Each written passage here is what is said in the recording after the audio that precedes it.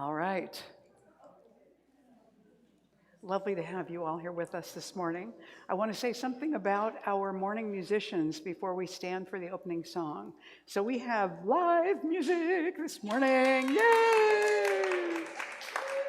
And we have Lori Jones and Eric Montgomery. I want to tell you a little bit about them. And by the way, they have a product table right over here where you can check out their stuff after the service.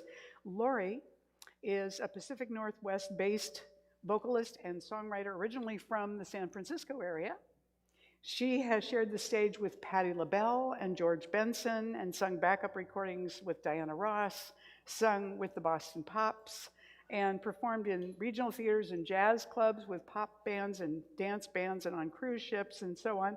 Has a master's in music from Boston Conservatory. And our leadership council president for the whole organization, David Alexander, said, "She has one of the most profound voices I've ever heard. It opens my heart. I feel expanded and opened up by the transformative power that moves through her." And Eric is a producer and songwriter and multi-instrumentalist, and his sole purpose is raising awareness toward a planet that works for everyone. He always approaches music from a heart-centered shamanic healing perspective and has collaborated with all sorts of artists. He's writing and producing music now with his partner Lori. And they perform at spiritual centers, do house concerts, wineries, retreats, glamping concerts, we'll have to find out what that means, and festivals, and they're the founders of Clean Energy for Good, which educates people about our relationship with energy and the benefits and ease of switching to solar for ourselves and the planet. You can find out more at lorijones.com, and there's an I on the end of her name, not an IE. Please welcome Lori Jones and Eric Montgomery, and stand to sing the opening song. Just stand up and join us with the opening song. Know this song by Karen Drucker that they're going to lead us in this morning. There we go. Okay, good morning. I know you're all familiar with this song. We're going to do it in sort of a shamanic way with drum and percussion. So just sing along with us, start some rhythm here.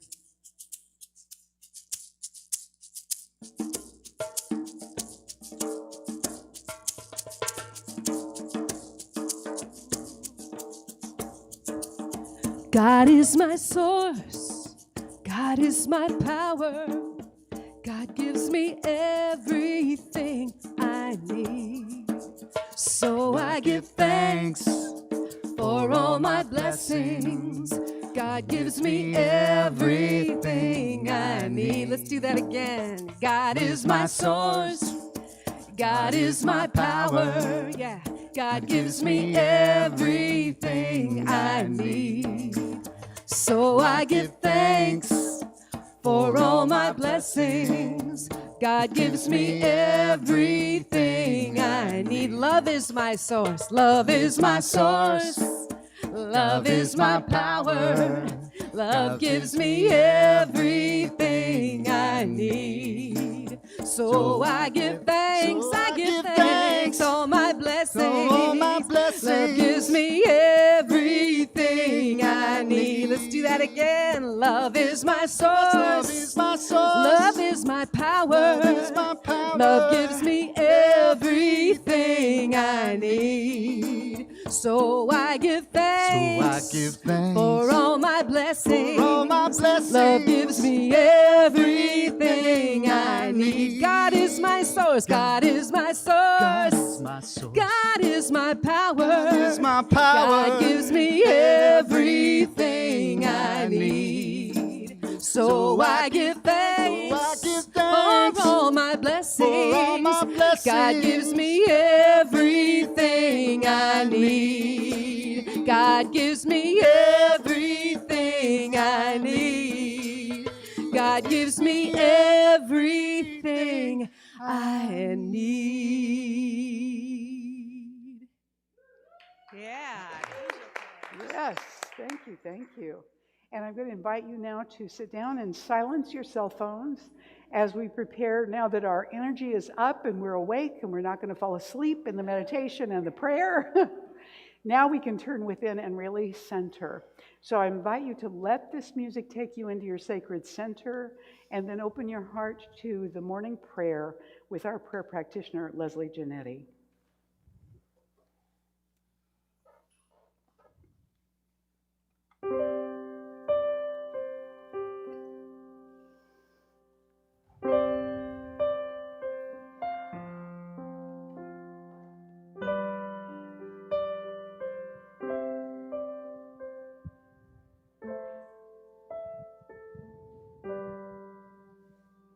Let God be God in you. Let God be God in me. Let God be God in everything. Let God be. Let God be God in you. Let God be God in me. Let God be God in everything. Let God be. Oh, let God be God in you. Let God be God in me. Let God be God in everything. Let God be. Let God be God in you. Let God be God in me. Let God be God in everything. Let God be.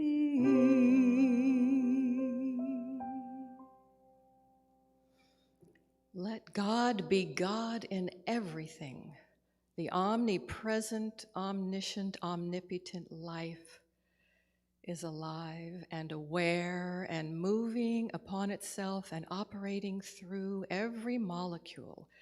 It is expanding the universe. It is interpenetrating all life forms and all life force. It is interpenetrating every person, every thought, every concept. It is the magnificent all in all, and it is the power within each one. It is the life within each one, and it is always seeking greater self-expression by means of each one. So I speak my word for each one, for myself, for everyone within the sound of my voice. If there is a burden on your heart today, or any sense of separation, just let it go in this moment. Just release it back to the infinite life where it is diminished. And I claim for each one a deep and resonant realization of the infinite power within, which is always interpenetrating and circulating and assimilating itself through each one. It is the light within each one that raises each one up to their highest and best self-expression and fulfillment. Even in this moment now, the infinite life is operating through this service today, through Reverend Mary, through the music. It is the vitalizing energy of inspiration. So I further claim for each one a resonant realization of the truth of being, that everyone is always connected to this life, in every place and in every plane and in every realm. And I celebrate the life within each one, which lifts them up to the highest height every moment. And I give thanksgiving now for the opening that takes place in consciousness, which allows for a demonstration of the truth of being as a natural, normal way of being in the world. And I release my word to the law of mind, which accepts my word as a brand new creation for the greater good of all. And so it is. Amen.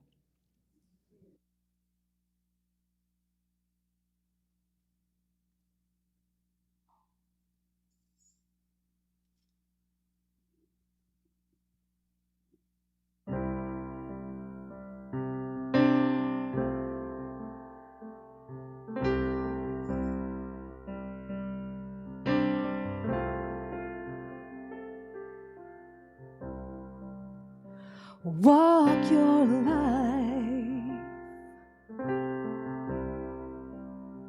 walk it proud, sing your song, sing it out, hear the music deep inside, playing in your soul. Just listen to the melody. It knows the way to go. Cry those tears, pour them out,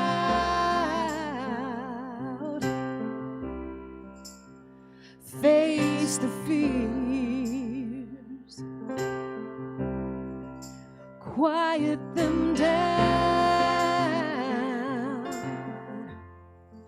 It might not be the way you planned, or what you think looks right. You gotta let your brave and faithful heart, let it take you through the night. Oh, walk your life, walk it free. Heed the call, heed the call, let it be, let it be, yeah, yeah, just let it be.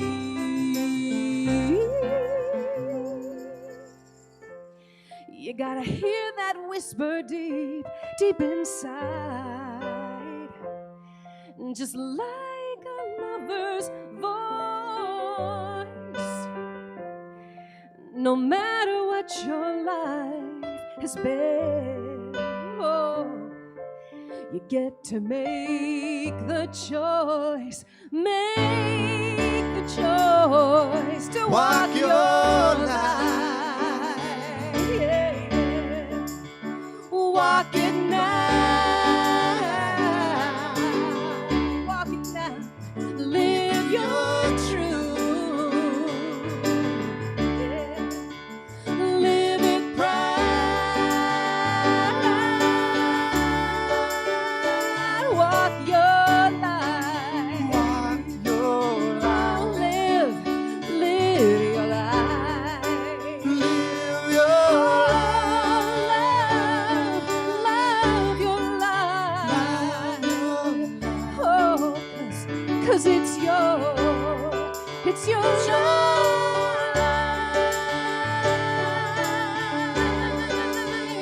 Oh, it's your life.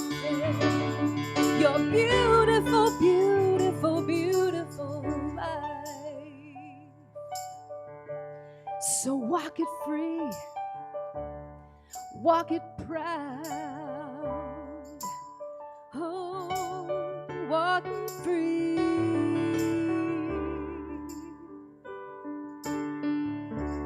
Yeah.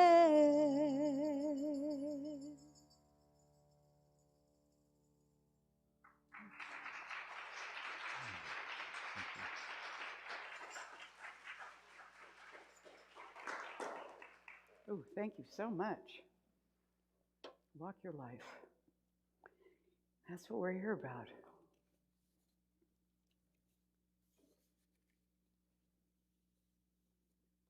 This year we're talking about living from the heart of wonder.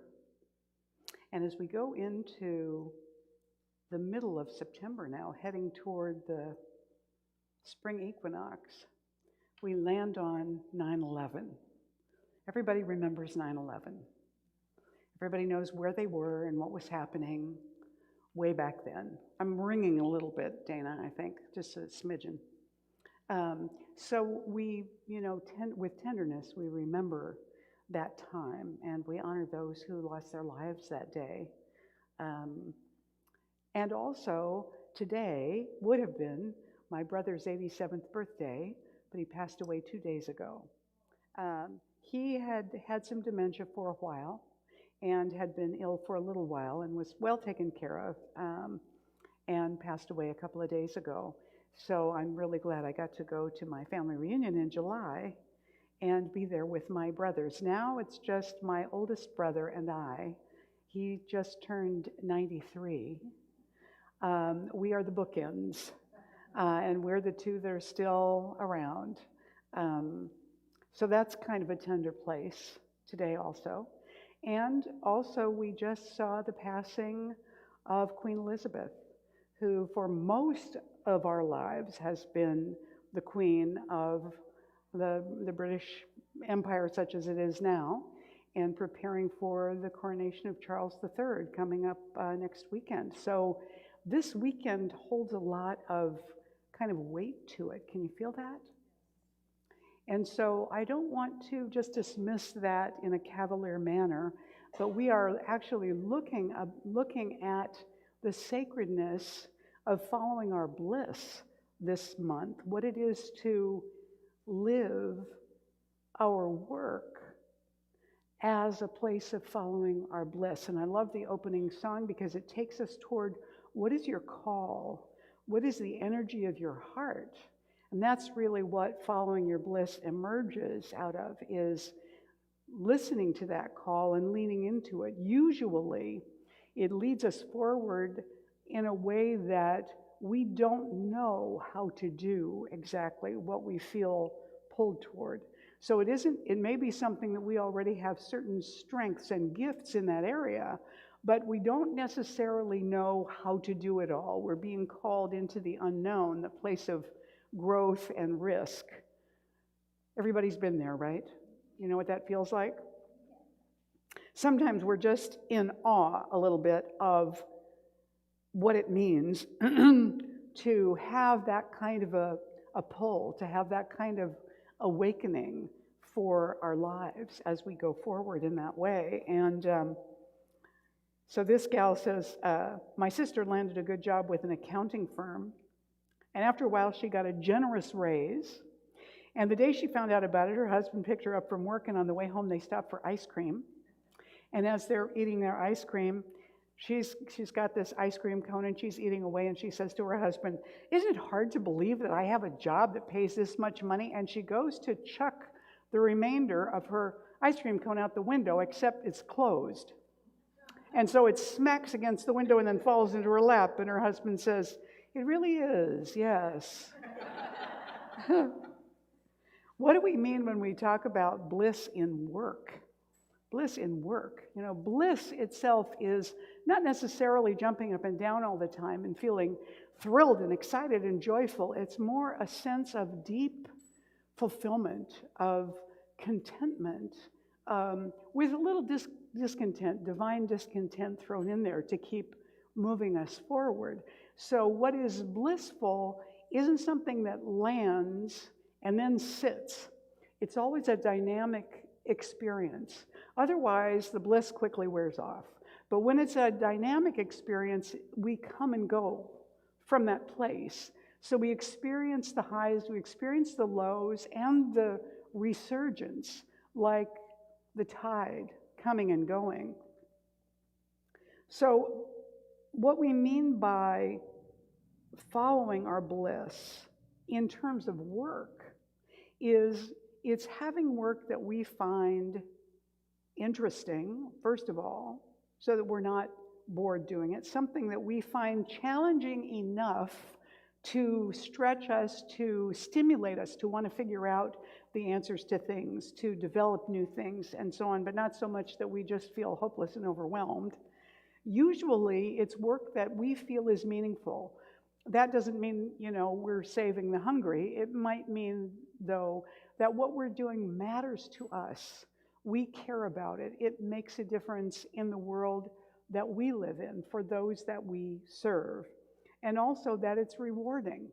That not only does it mean something to be giving, usually more and a higher level of ourselves than we've done previously, but also that we are replenished in the process. So we're not just emptied out, in the process of doing it, but we're also receiving and allowing ourselves to receive the influx of good that comes back from that. And lastly, that it uses some of our strengths. So if everything we have to do with the work that we're doing requires that we learn everything and we know nothing, and we're at the bottom of the totem pole making mistakes and struggling, that's not really, unless there's a lot of potential, for going forward, usually if it's not using any of our strengths, it's frustrating because we feel like we're not doing a good job because we're so clumsy at everything we're trying to learn. Does this make sense? The term following your bliss comes from, at least in my life and understanding of it, it comes from something that Joseph Campbell said many years ago in an interview with Bill Moyers.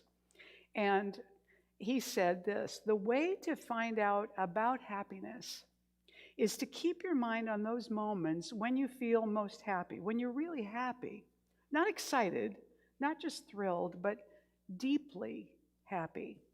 This requires a little bit of self-analysis. What is it that makes you happy? Stay with it, no matter what people tell you. This is what is called following your bliss. If you follow your bliss, you put yourself on a kind of track that has been there all the while waiting for you. And the life that you ought to be living is the one you are living. Wherever you are, if you're following your bliss, you are living that refreshment, that life within you all the time. And I have a firm belief in this now, not only in terms of my own experience, but in knowing about the experiences of others, that when you follow your bliss, and by bliss, I mean a deep sense of being in it and doing what the push is out of your own existence, you follow that, and doors would open where you would not have thought there were going to be doors and where there wouldn't be a door for anybody else. There is something about the integrity of a life, and the world moves in and helps. This is what following our bliss in work or service really means. It's that when we go toward that mystery, and it should be a little bit nervous-making, it should be a little bit scary, it should be a little bit beyond what we know we can do for sure. The excitement, the nervousness, the risk-taking, it puts a vibration out into the universe that draws back to us clues and signs and encouragement, and serendipitous little things show up to assist us along the way. We meet people we never expected to meet. We go places and run into folks and discover things that we never would have anticipated. Don Miguel Ruiz, these are some quotes of his from his book, The Four Agreements. He says, "You can choose to follow your heart always. You can choose to follow your heart always. Doing your best is taking the action because you love it, not because you're expecting a reward. If we like what we do, if we always do our best, then we are really enjoying life. If we're having fun, we don't get bored, we don't have frustrations. And lastly, only love has the ability to put you in that state of bliss." So when we enter into bliss, or we are considering moving toward bliss in work, what tends to come up are the practical considerations. I used to have a roommate years ago who was a contract worker for Boeing, and he made a really good salary as a contract worker, and he'd been there for such a long time, it was almost like he was an employee, and they even wanted to hire him as an employee, but he knew as an employee he would actually make less. So he stayed on as a contract worker, but he had this secret dream. He was a good photographer, And what he wanted to do was to do that professionally. And so he applied to a professional photography school. It was rather expensive. I think it was somewhere in Southern California. We lived up in Seattle at the time, in that area. And so he applied to this school and he got accepted. So then he was going to have to, get ready and pay tuition and get his materials and get everything together and prepare to move and all of that. And he backed out and didn't go. And what he said to me was, well, what if I went there and I spent all this money to do that, and then after I did all that, I was no happier than I am now? That was his reason. And I thought, but if you don't do it, you'll never know. It might be the thing, and if it isn't the thing, doing it might open up the path that is yours. But he went back. He retreated back into what was familiar and kept doing that instead. And I always thought that that was such a shame, because when you start considering the practical concerns that you have, that's important to do, but you can't let them outweigh that ineffable sense of being called or pulled towards something. And that something, we won't know if that something is really our true vocation until we enter into it and give it a try. If it isn't, though, it may lead us forward to what is. I was studying to be a professional actress. I was a student at the American Conservatory Theater in San Francisco, but I was not invited back for my second year. And the reason that I wasn't invited back for my second year is one of them said to me, it's too little too late, your progress. Now, I wasn't in metaphysics at that time, and all of that year, I had this underlying fear that they were going to find out that I wasn't really good enough. And so, self-fulfilling prophecy. I didn't realize I had been affirming that for a whole year. But after I left, and my husband and I, at that time, moved back to Seattle, and then we found this church. Now, if we'd stayed in San Francisco, that probably wouldn't have happened. We found this church, and things happened that led me toward the School of Ministry. When we started going to this church in Seattle, there was no School of Ministry campus in Seattle. It happened in those couple of years while we were congregants there. And people started suggesting to me that I was really good on the platform and I should think about going into the School of Ministry. And I thought, I've told you this story before, but I remember thinking, that's real funny, God, what's your second choice? It just seemed to me like there was no one less prepared to be advising people about their lives than me. And so I went into the registrar and tried to get him to talk me out of it. And we talked for a while, but his ultimate comment to me was, Mary, all the best ones I've ever known come in kicking and screaming, so just sign up for the classes. And so that is, at the beginning, I just kept telling people I was doing it for personal growth. And then about halfway through the 3 years I was in class, it dawned on me that I was actually becoming a minister. But it had to sneak up on me. If I had thought I was really doing that when I entered the School of Ministry, I probably would have hidden under the bed. I would have run the other way because I couldn't see myself doing it, And then I got into it and it grew on me. But I had to take the risk to sign up for those classes. I had to start, even though I thought that couldn't possibly be it, So when we start thinking about practical considerations, we think about security.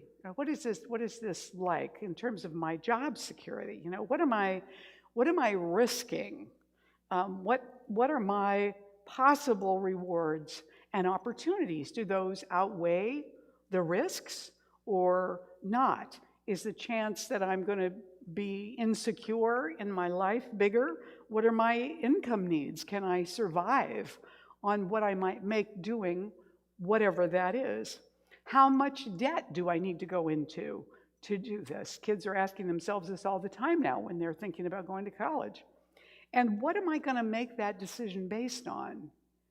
how strong is the pull? How strong is the fear? I have to make a decision at some point which one of those is going to win out.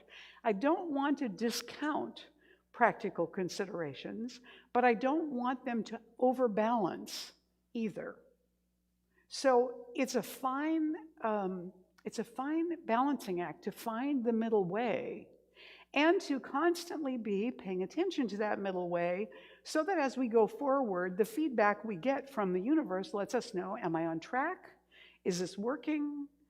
And to overcome disappointments, to not let them derail us, but to pay attention to what is and isn't working.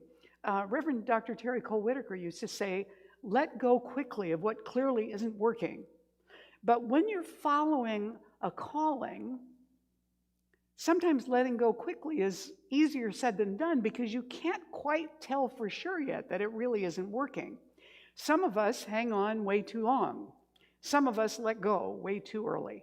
Can you relate to either of those positions? Yeah? And so when we're looking into this, we want to make sure that we find our way through what is ours, even when other people are giving us feedback that may be either discouraging or vague, so that we can't really tell. Our founder of our organization, Ernest Holmes, wrote in The Science of Mind, it has been said that religion involves the process of brainwashing. Actually, the pattern of thinking is formed by repetition, and this is found in every school of thought. We, in religious science, do not deny that we're in the business of establishing a certain pattern of belief. The difference in our teachings is that you have a choice to believe anything you desire. We teach you to look at your belief and ask yourself, is what I believe offering me more love and liberty in my life? Does it remove the limitations to my ongoing good and allow me to reach new heights mentally, spiritually, and in my total livingness? And then he says, if the answer is yes, please don't change your belief. In other words, he wasn't trying to convince people that this was a path for everybody. What he was saying instead was, go with what resonates with you, what calls you, what enlivens you. Follow that path, whatever that is. And don't let authority figures, whoever they may be, try and talk you out of that or convince you that you're wrong or that there's something wrong with you for wanting that. In this thing called you, he wrote, the spirit is happy, whole, free, filled with joy, eternal in its existence, and can provide you with everlasting expansion. All your highest hopes and dreams have come from it. The echo of its being is in your intellect. The voice of its unspoken word is in your mind. The feeling of its light and life is in your heart. The emotion of its imagination is in your soul. So this is part of what we're looking at. We want to balance so that we don't give up too soon, so that we don't fail to adjust our strategy and give it time if we're finding that something is challenging, and so that we don't stay with it too long when the universe is saying, okay, it's time to let it go. And it can be difficult to let something go.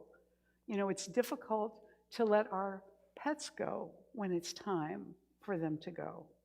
Because oftentimes we are the ones that have to make that decision because we know that their quality of life has gone and they're suffering.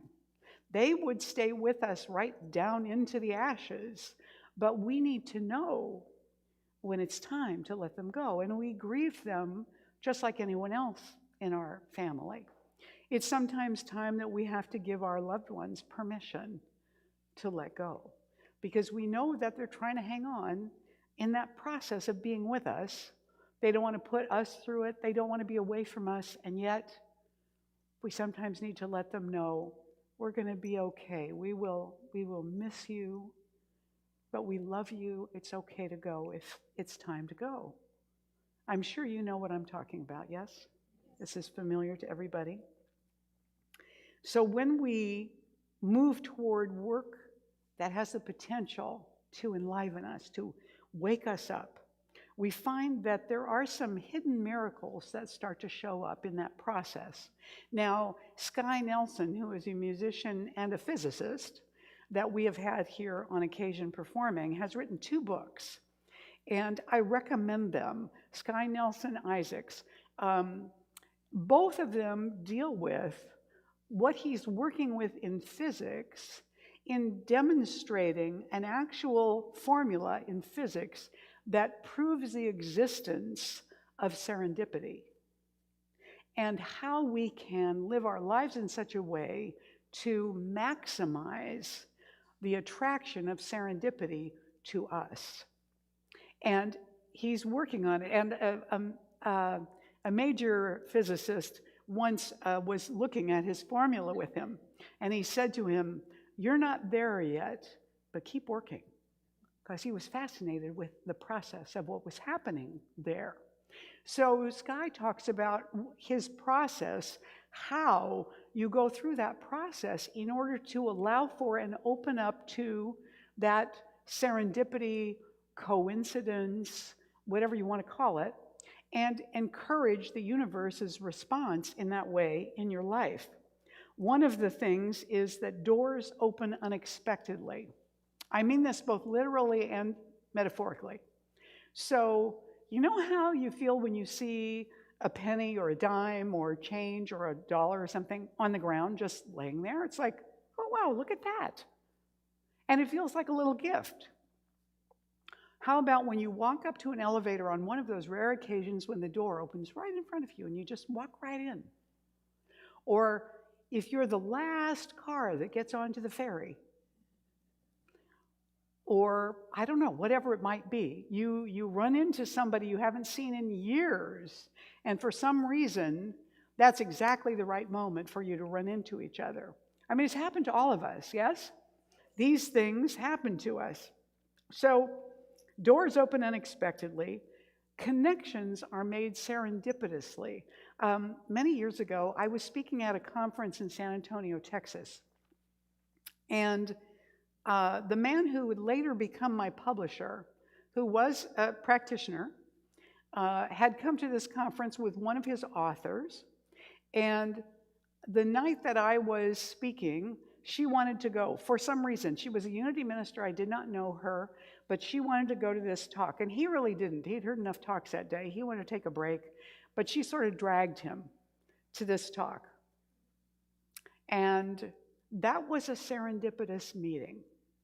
He came up to me afterwards and he said, "Have you ever thought about writing a book? I think you have something in you that needs to be said." And we talked about that, and I talked with him on the phone a few times and things like that. And Reverend Carol, our former minister here, also knew him. And she said to me at one point, "Do you realize who he is? Like, don't be blowing him off." I said, "I'm not blowing him off." She said, "Well, he told me he's stalking you to get you to talk to him about this book. So would you call him, please?" And that's how I wrote my book 20 years ago, was because this man serendipitously showed up in an audience where he didn't want to be at a conference that I happened to agree to go speak at. It wasn't one of our religious science conferences. And all this stuff unfolded, in relationship to writing that because of that connection. So when we're following that, then unforeseen good can begin to emerge, and not necessarily from the direction where we're putting out our effort. So I always want people to understand, when you're looking for something, when you're looking for work, for example, when you're looking for the right work for you, get an internal sense of what it will feel like, or what you imagine it will feel like to have that right work. Maybe you know what field it's in, maybe you don't, but get a deep sense of what that feels like, and then every day hang out in that feeling a little bit. Send out resumes, talk to people, let them know you're looking for something that's got these sorts of qualities, or allows you to do this sort of thing, or use these sorts of skills. And at some point, there will be a response to you. And it may not come from any of those places or people. What's happening there? You are putting out a vibrational invitation to the universe. And those that are in attunement with that invitation will find you. So don't get discouraged. Have your practitioner pray with you about that. Ask for prayer at the practitioner table. Use your affirmations. Know that something good is unfolding for you right now, and that you are open to it, and that God knows how to make it clear for you so that no matter how dense you are, you could not possibly miss it. That's one of the ones that I like. Like, put those dots real close together, God, like put those breadcrumbs down where or Reese's Pieces, whatever they are, just keep me coming along that path. Maxwell Maltz, ironically, a plastic surgeon who wrote this book, Psycho-Cybernetics, which is really all about consciousness, because what he saw was how people's belief about themselves affected their desire for plastic surgery and or how it affected them afterwards.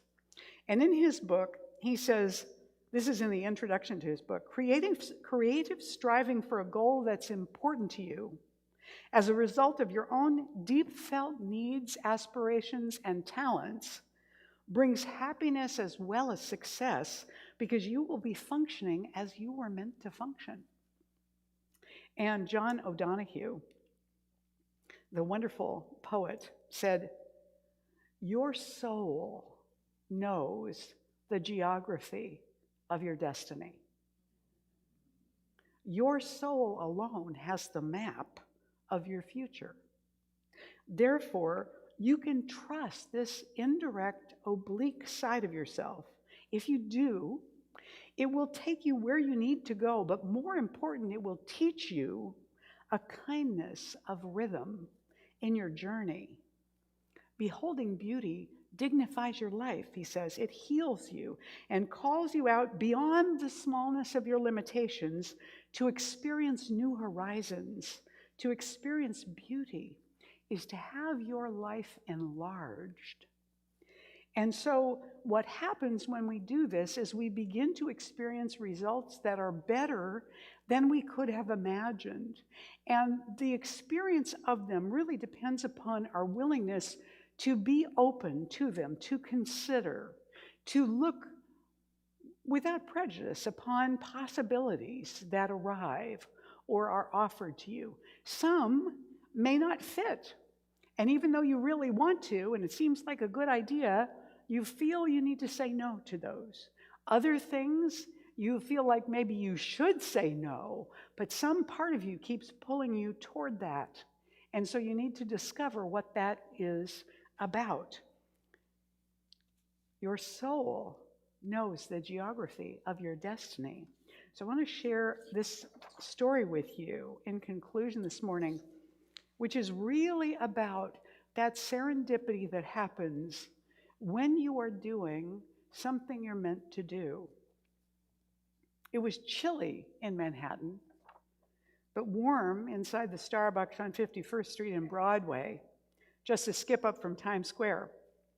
Early November weather in New York City holds only the slightest hint of the bitter chill of late December and January, but it's enough to send the masses crowding indoors to vie for available space and warmth. For a musician, it is the most lucrative Starbucks in the world, I'm told. And consequently, the tips can be substantial if you play your tunes right. Apparently, we were striking all the right chords that night because our basket was almost overflowing. It was a fun, low-pressure gig. I was playing keyboard and singing backup for my friend, who also added rhythm with an arsenal of percussion instruments, much like you two this morning. We did mostly pop songs from the 40s to the 90s with a few original tunes thrown in. And during our emotional rendition of the classic If You Don't Know Me By Now, I noticed a lady sitting one of the lounge chairs across from me. She was swaying to the beat and singing along. And after the tune was over, she approached me. I apologized for singing along on that song. Did it bother you? She asked. No, I replied. We love it when the audience joins in. Would you like to sing up front on the next selection? Well, Do you know any hymns? Hymns. This woman didn't know who she was dealing with. I cut my teeth on hymns. Before I was even born, I was going to church. I gave our guest singer a knowing look. Name one. Oh, I don't know, she said. There's so many good ones. You pick one. Okay, I replied. How about His Eye is on the Sparrow? My new friend was silent, her eyes averted. Then she fixed her eyes on mine again and said, yeah, let's do that one. She slowly nodded her head, put down her purse, straightened her jacket, and faced the center of the shop. And with my 2-bar setup, she began to sing. Why should I be discouraged? Why should the shadows come? The audience of coffee drinkers was transfixed. Even the gurgling noises of the cappuccino machine stopped as the employees paused what they were doing to listen. As the song rose to its conclusion, I sing because I'm happy. I sing because I'm free. For His eye is on the sparrow, and I know He watches me.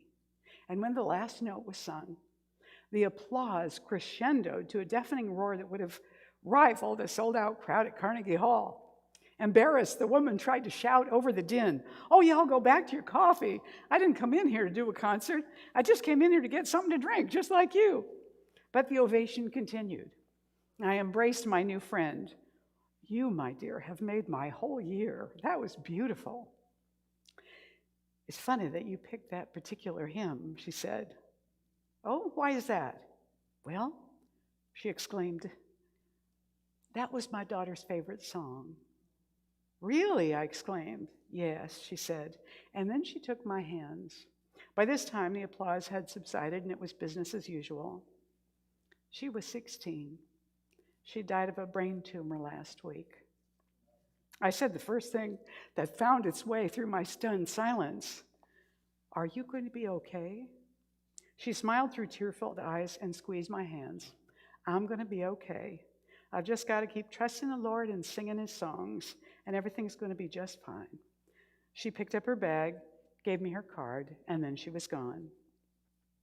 Was it a coincidence that we happened to be singing in that particular coffee shop on that particular November night?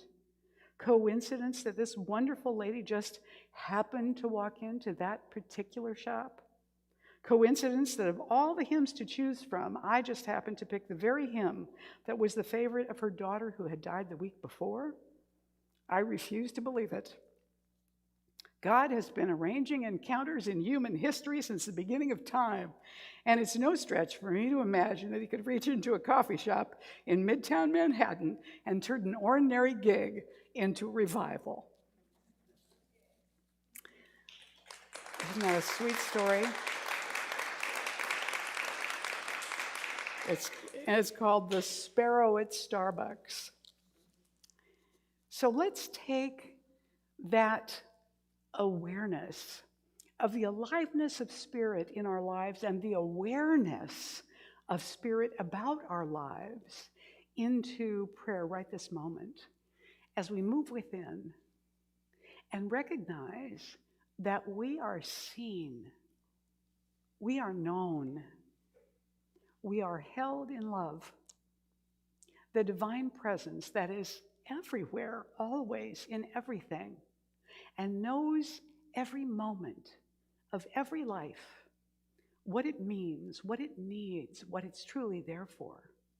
That knowingness is all around us and directed to us and is within us. The very presence that expresses as our life is that awareness which knows. Therefore, what we need to know about who we are, what we are called to, and what our essence is right here, not only around us, but inside us. So I claim that knowingness at a deep level for all of us, that we are reminded again and again to lift our gaze, to stand in our faith, to listen to our heart's call and move upon it. I know that we're empowered to do this. I know that we are infused with this right here and now, or we would not be in this room together. And so I claim it as an ongoing activity of spirit within us that refuses to let us forget, that reminds us again and again, that invites us again and again, and that we more and more experience a greater and greater opening and faith and trust in that sacred path.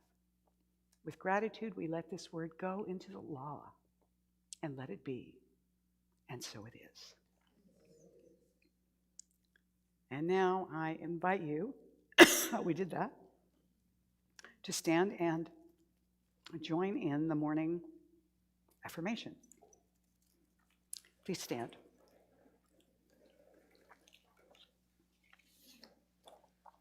As we say, go ahead.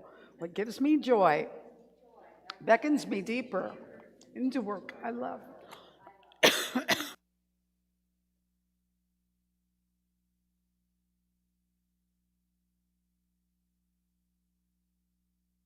Yes. You may be seated. And so it is. I'm going to cough for a moment here. I'm fine, it's just a tickle. I do have a cough drop. Don't panic.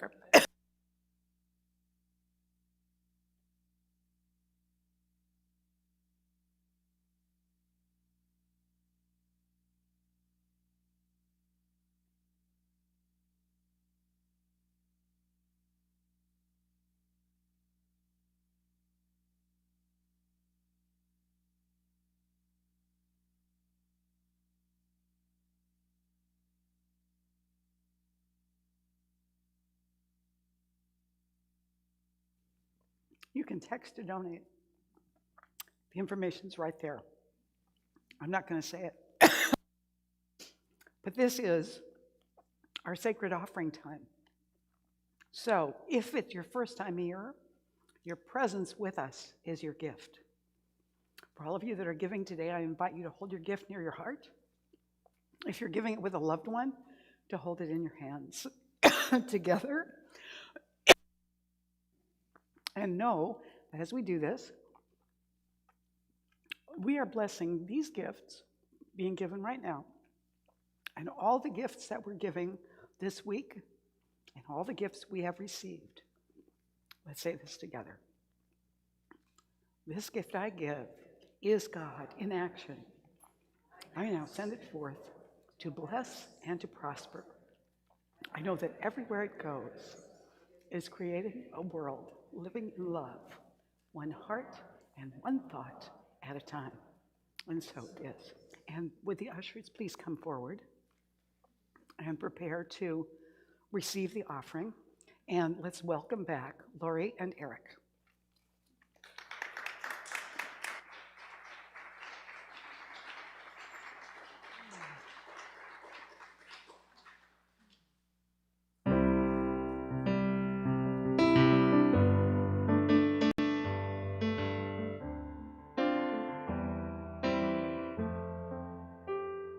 When you're standing at the threshold, don't let fear decide how it'll all unfold. Take one step toward what you love, and let that heart of yours let it rise above, and trust that you'll have everything, everything you need. Beyond illusion of security, love will provide. Pour it out and let it flow back to you. Oh,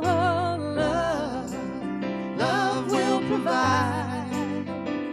Cast the doubt aside, 'cause love will provide.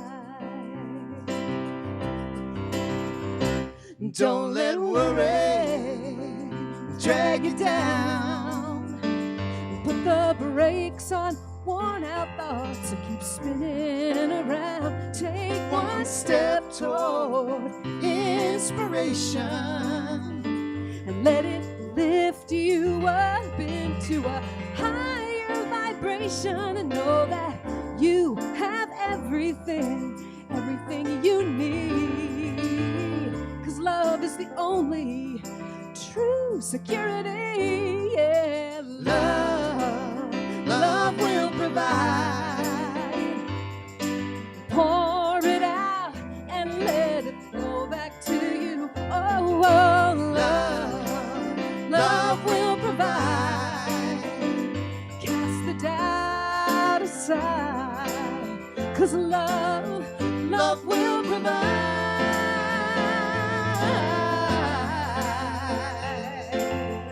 Oh, yeah, yeah. Oh, you gotta let love take you. Oh, no, it will not forsake you.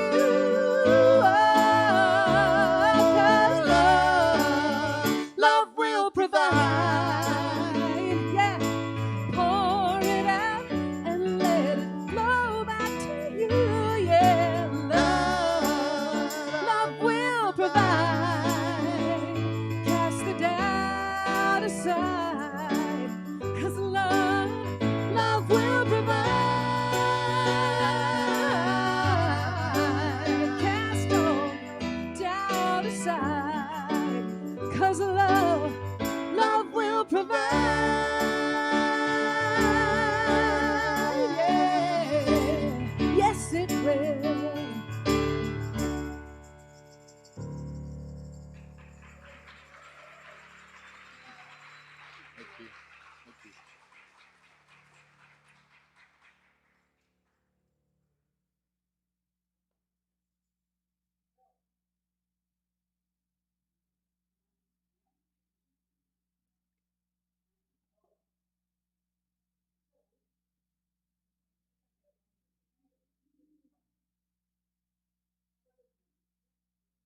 Uh, there we go.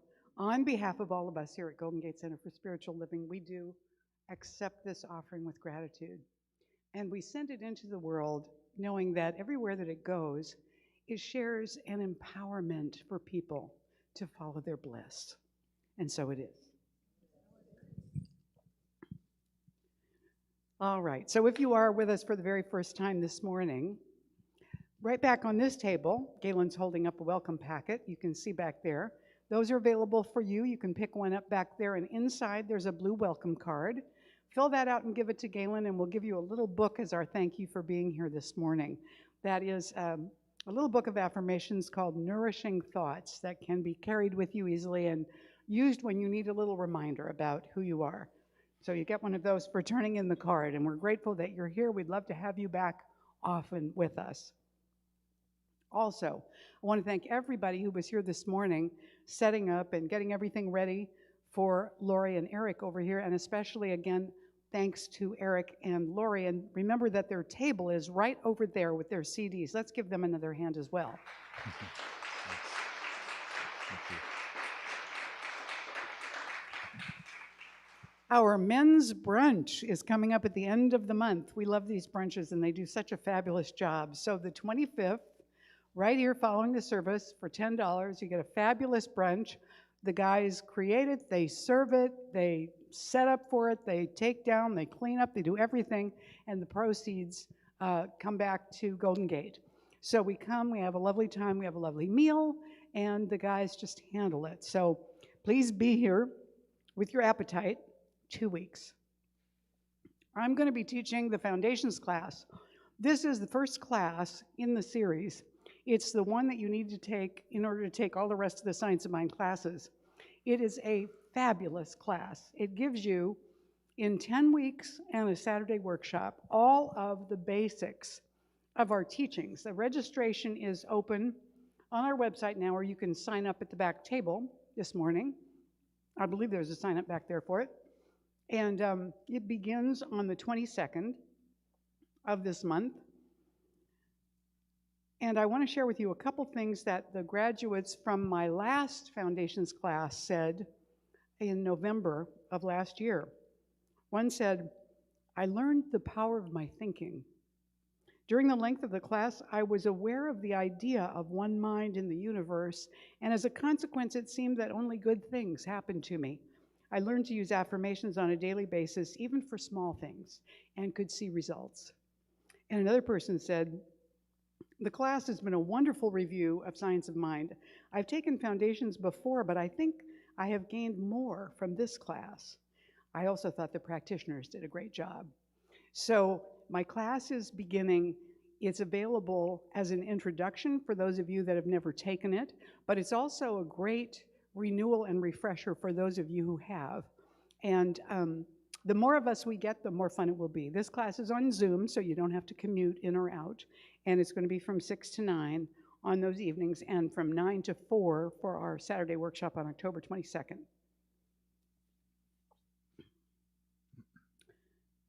We would love to have more healthy snacks. During the fall and through to the end of the year, people sign up to bring snacks once a month. So between now and the end of the year, that's like maybe 3, maybe 4 times, and that's it.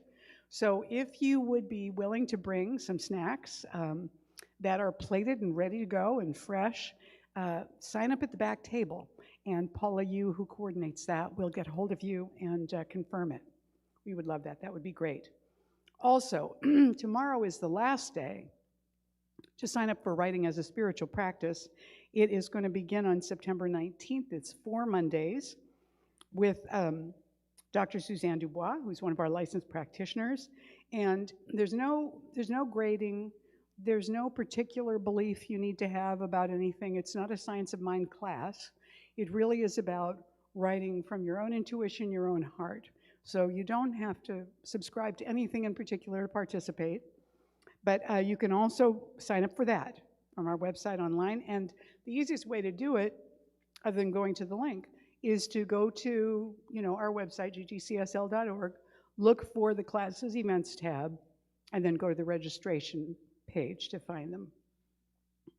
Also, because we have this recent connection with the Community Congregational Church, they have invited our women, sorry fellas, to attend a women's retreat that they're putting on up there in their beautiful seminar room. CCC has this gorgeous labyrinth that'll be available to walk that day.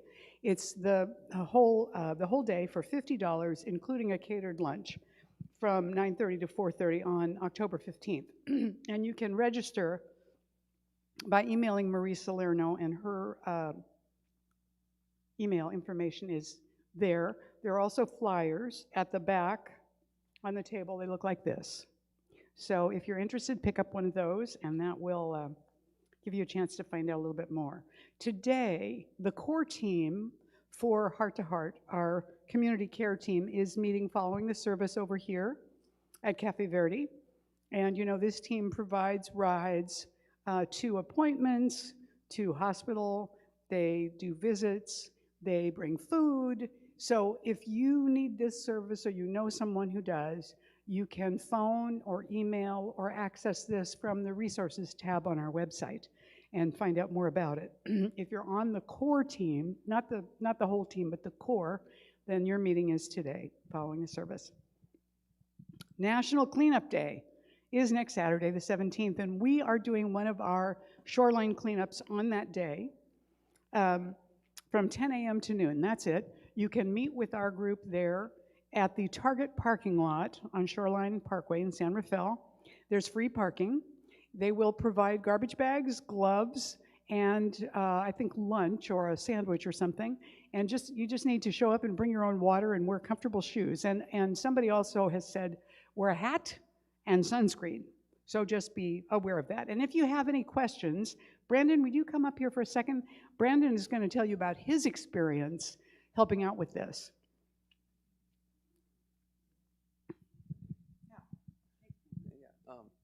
So that's me in the reflective vest right there. It's a lot of fun.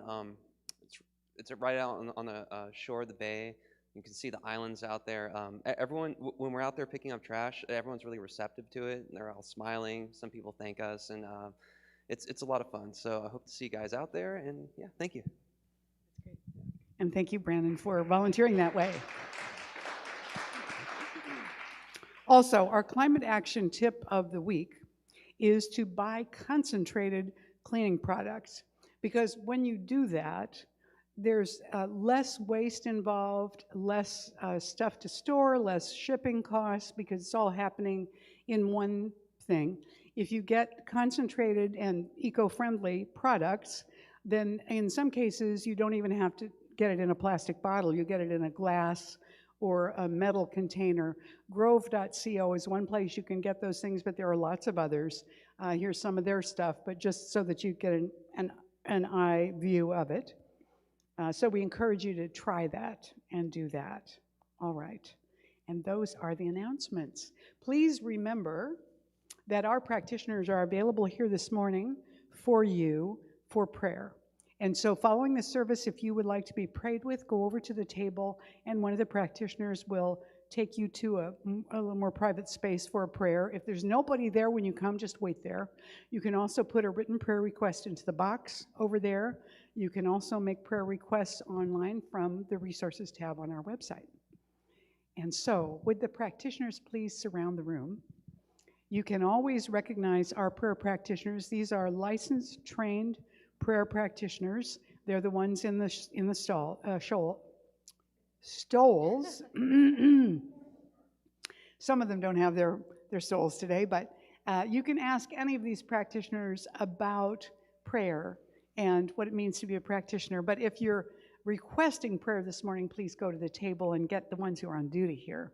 Now, we are going to enfold you in a chamber of prayer, which means that we are all going to pray individually out loud simultaneously. You won't pick up on the specifics of anybody's prayer, but what we want you to do is just open your soul up to receptivity to this prayer. So, we begin.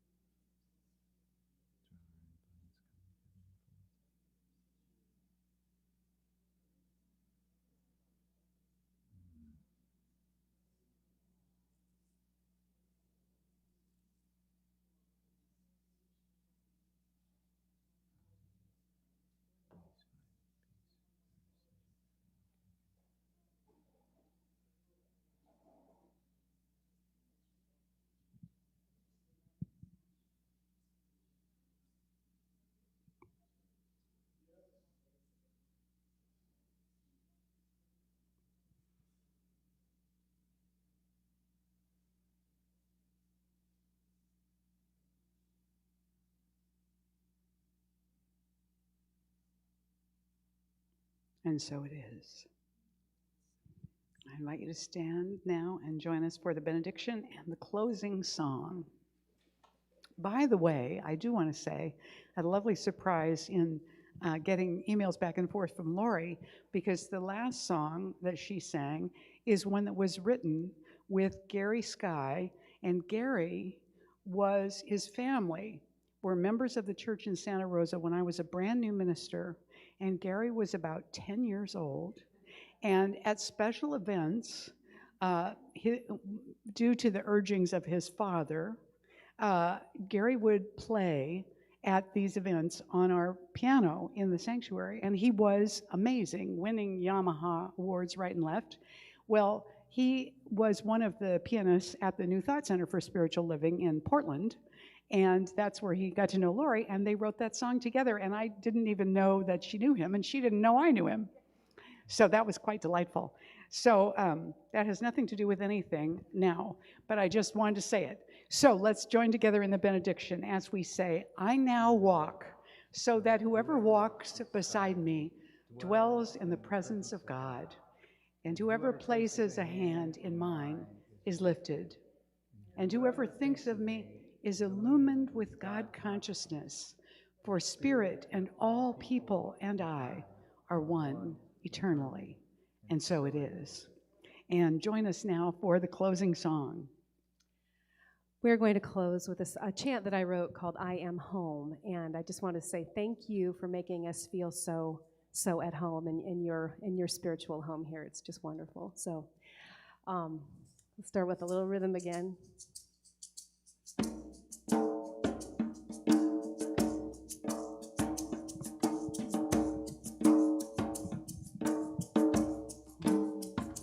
I am home, home, home, in my heart, in my heart. I am home, home, home, in my heart.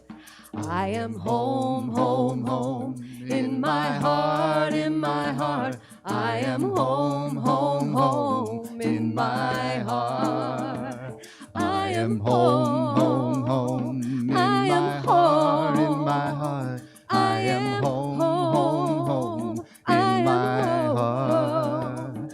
I am home, home, home, in my heart, in my heart. I am home, home, home, in my heart. I am free in my soul. I am free, free, free in my soul, in my soul. I am free, free, free in my soul. I am free, free, free in my soul, in my soul. I am free, free, free in my soul. I am free, free, free in my soul, in my soul. I am free, free, free in my soul. I am free, free, free in my soul, in my soul. I am free, free, free in my soul. I am peace in my mind. I am peace, peace, peace in my mind, in my mind. I am peace, peace, peace in my mind. I am peace, peace, peace in my mind, in my mind. I am peace, peace, peace in my mind. I am peace, peace, peace in my mind, in my mind. I am peace, peace, peace in my mind. I am peace, peace, peace in my mind, in my mind. I am peace, peace, peace in my mind. I am home, home, home in my heart, in my heart. I am home, home, home in my heart. I am home, home, home in my heart, in my heart. I am home, home, home in my heart.